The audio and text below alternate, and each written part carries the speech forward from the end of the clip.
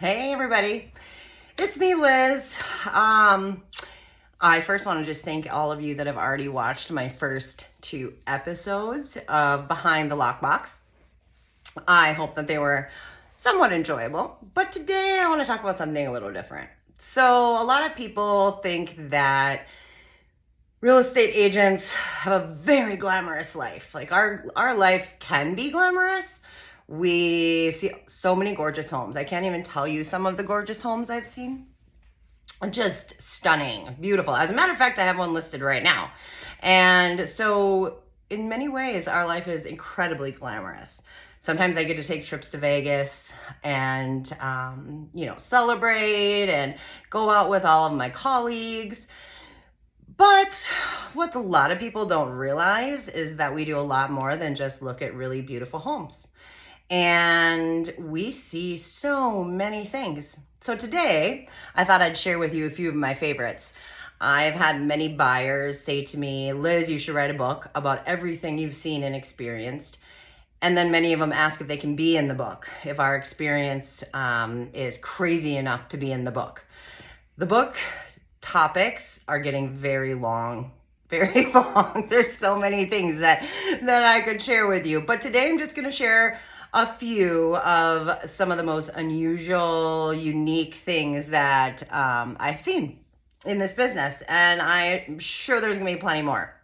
So the first is, maybe you saw it recently on my Facebook page. I posted on there that, you guys, it looks like I have a bruise. I posted on there that we saw an interesting tanning bed in one of the homes that some of the buyers were looking at. And so I'm going to show you, if you didn't see, some pictures of what this very high class and very top-notch tanning bed looked like. So there's picture number one. Somewhat looks like a coffin, death trap, whatever you want to call it. Picture number two, still a death trap. Not even sure it opens. Picture number three. If you've never been in a tanning bed, it is not supposed to sit like that. You actually aren't supposed to be crushed by the upper portion of the bed. So that was kind of fun. That was unique that we saw that. The second thing is, for those of you that like or dislike bugs, we were showing a property and walked downstairs, older home, and this guy was hanging out. Now the picture blows him up just a little bit, but not that much. This thing was on the wall. And he clearly had taken up residence in this home for a long time. As a matter of fact, maybe he was a pet. I'm not sure, but he maybe had a name. Dracula? I vampire-ish bug? I don't know. Charlotte, perhaps? Charlotte's Web? I don't know, but it was scary. And as far as I'm concerned, the house needed to be burned down. So there was that. The other thing is, I don't have pictures of, because I wasn't going to take pictures of this. We went to a showing. It was a single lane driveway, and my buyers just wanted to check the property out. It was a property that had been foreclosed, and we walked up to the front door, and I had to open all the sheriff's locks and all of these things. So that was difficult enough.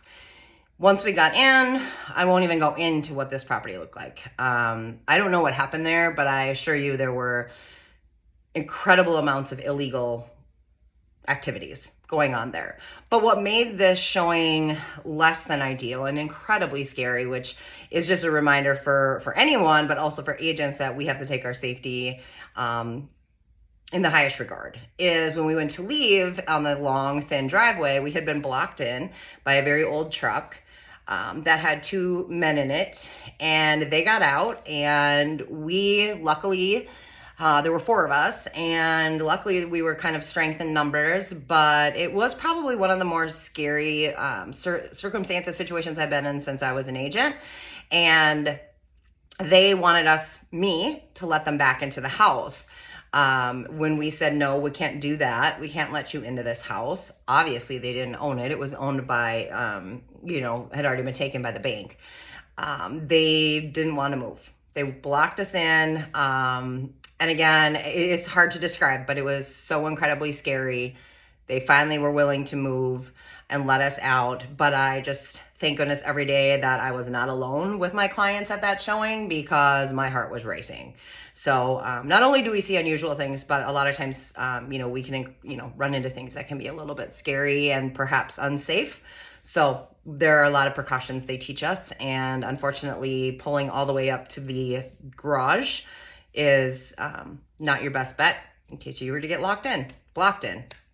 So there was that. A quick tip: if you're going to list your property and you don't live in it, perhaps you rented it, perhaps you've moved out and it's vacant, make sure you have really good locks on your home, because we showed a property that was inhabited by a squatter, and they were cooking in the kitchen and had left an egg and ketchup and the microwave open and some sort of gravy on the stove. But what was worse is that they had locked themselves in a room in the basement.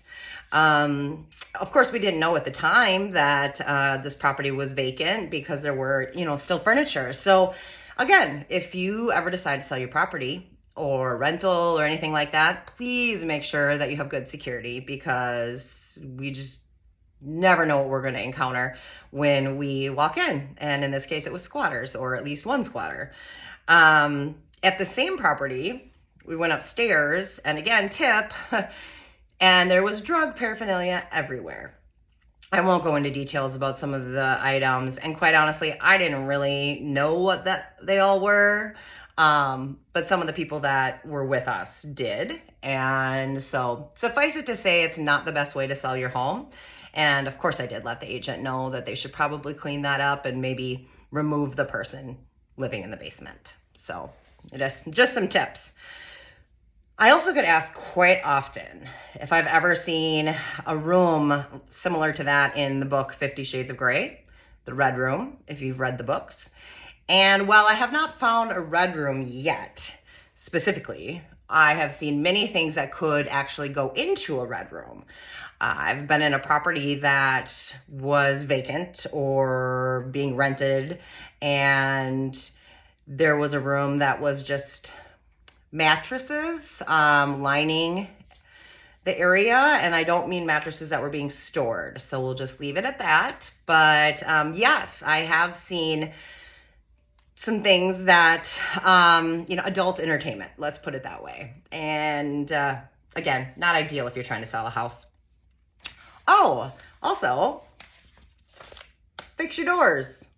Fix your doors. Yeah, so I don't know if they were hoping to put a window in to the bathroom or couldn't get into the door. But yeah, not ideal. Not ideal to see this. One of the situations I was in with some phenomenal clients of mine, we actually experienced a lot of things together, so they'll be in my book many times. But one of the occurrences was going into a property. It didn't notify us that there was a dog. Normally we let people know that there's a dog in the house. And we walked in and we started to walk downstairs, and all of a sudden, a dog went crazy, and he was a big dog and not a happy dog. And so we turned around and ran up the stairs as fast as we could. I went first because I figured this is self-preservation. Worst case scenario, if the guy behind me, who I love dearly, falls, I will be safe. I'll be safe to get out the front door. So again, these are the things that sometimes we have to deal with. That and not letting out random cats, because chasing a cat through a neighborhood is not my idea of a phenomenal workout. All right. Oh, just a couple more. I had a property not far from here, and it was listed in the summer. And we all know, especially in Minnesota, that in the summer, box elder bugs, right? If you're not familiar with box elder bugs, let me just show you what a box elder bug is. This is blown up really large, right? So they're not even really an inch big. And they're harmless. They're absolutely harmless. They won't hurt you. They won't bite. The problem is my client had an all white metal door, which got warm, and box elder bugs love warmth, and they were drawn to the light color. And I had to get into the property to let the photographer in. And I got there, and when I tell you there were thousands of these things covering the door, I am not exaggerating. I am not exaggerating. I had to get to the lockbox. I had to get in past the storm door, and they were everywhere. And the worst part about these bugs is they'll get in your hair. And so then they're in there, and you're trying to get them out, and they're hanging out in there and make it home. So I didn't know what to do. I really didn't know what to do at that point. So I went around the side of the house and tried to find a hose. Someone gave me the idea to, if there's a hose, spray them. Well, the hose was covered in box elder bugs, but I was brave enough to get the hose. Turns out, note, not ideal to spray box elder bugs because they get pissed off and they don't go anywhere. They just swarm around and then go back to the door. So at that point, I just gave up. I dealt with it. I ran through the box elder bugs. I was covered in box elder bugs. I think I was still covered in them when I got home, finding them in my hair. But that's what we deal with, all of us, even when we're not agents. Minnesota box elder bugs. Okay, just a few left for real this time. But I could not let you guys miss this one. I've also been asked what's the most unique home that I've either sold or clients have purchased. And there is no home that will beat what I call the Western home. It was one of the first homes that I helped some buyers purchase. And I will never see anything as unique as this, you guys. And I've got a few pictures, but the pictures don't do it justice. It's an old home, and it was marketed as an old Western town. I'm not sure how that worked out, but it was a home on about 5 acres, an old country home. So just a couple pictures from the inside. Here's the kitchen, and what I think was unique, they had the wheel here. Something you probably can't see is they had an old pitcher, an old ceramic pitcher that they had actually hooked up to their water line as the water. So that's how you turned the water on. So not crazy, but unique. This, which we do see quite a bit of this, was the bathroom. Again, I've seen a lot of pink bathrooms. It happens. I've seen velour walls. I've seen it all. But again, just to give you kind of an impression of what we had here going on. Little pink bathroom. But what was the most unique thing about this property was actually outside. And again, I don't have all the pictures anymore because this was from so long ago. But they advertised that they had a lot of outbuildings, which is, of course, very popular. What they didn't necessarily tell us is actually what those outbuildings were. And here's one, and it's very little. Kind of almost looks like a little playhouse. And in fact, that's what it was being used for. But they called it the upside down house. And the reason it was called the upside down house was that it was incredibly creepy.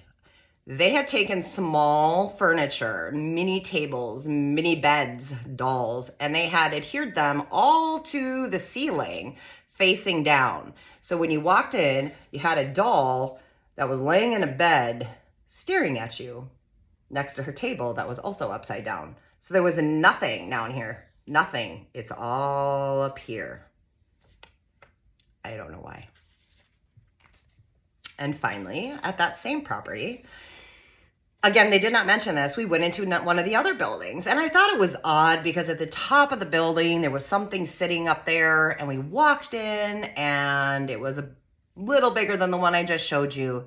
And as it turns out, it was a chapel. It was a chapel. It's a little hard to see in the picture. Of course, you can see the stained glass with the cross. Here is the altar, some sort of religious statue.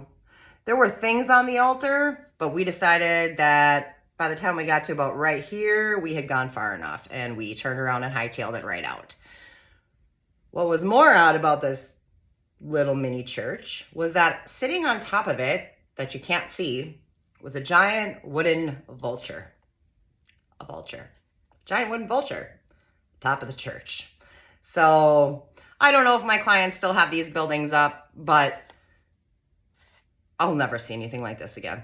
And I've even shown a church that was going to be purchased as a home. So chapel with a vulture. And then just a couple things. Also, I want to just say I always joke and say it's most difficult for us to get into the houses, right? This is the hardest part of our job, to unlock the lockbox and get you in. And those of you who have worked with me know that I struggle with this from time to time. But what's more important is to knock.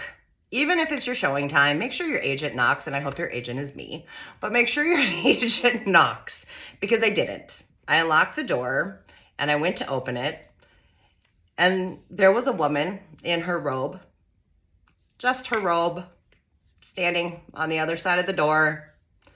The robe wasn't all that secured, and so I quickly stood in front of my clients to block everything and apologized, and she forgot that I was going to be there, and asked us to wait for 30 minutes for her to get ready, which of course we did, because at that point I was mortified that I had not knocked. So that will never happen again.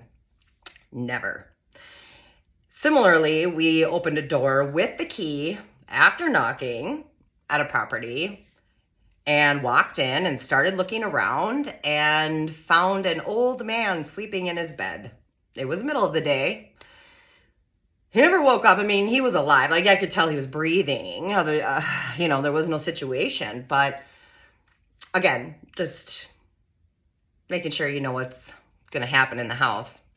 And finally, my last for the day, back to the lockbox situation. Occasionally, the lockbox is broken, or the lockbox has been attached to a outdoor pipe, like a gas pipe, and it has rained, and it has been cold, and it froze, and it rusted, and you can't get in. And the agent is nowhere near the area to come help you get into this property. And as it turns out, it was the property my clients were buying, and we were doing our final walkthrough. So thankfully for my handy client and Kyle, who basically just was overseeing the whole process, they had to do a little breaking and entering. You'll note the hammer and the lockbox and the pipe. So, just going back to that whole, we'll get you into the house one way or another, we'll always get you into the house. So those are just some of the things that will eventually end up in the book. I could have gone on for another half an hour, but nobody wants to hear this for another half an hour. So I just want you to know that it doesn't matter what's in these houses. Like, I'm going in, right? I've gone into hoarders' houses where there was just a small path. I have pulled mice out of houses for my clients who lived out of town. I have found more than I can tell you when it comes to drug paraphernalia. I have helped sell a meth house, which had been remediated and remodeled, so it was a gorgeous house, but nonetheless had previously been a meth house. We have opened barn doors, and the smell of cat pee was beyond any number of cats that could have possibly been there. So that's actually a sign of meth as well. There's just been crazy stuff, you guys. And so someday when my book comes out, hopefully you'll have decided to work with me, and we've had an experience together, and I'll be able to add you to the stories. Anyway, I hope you enjoyed my little synopsis of all of my fun. I love it, thank goodness.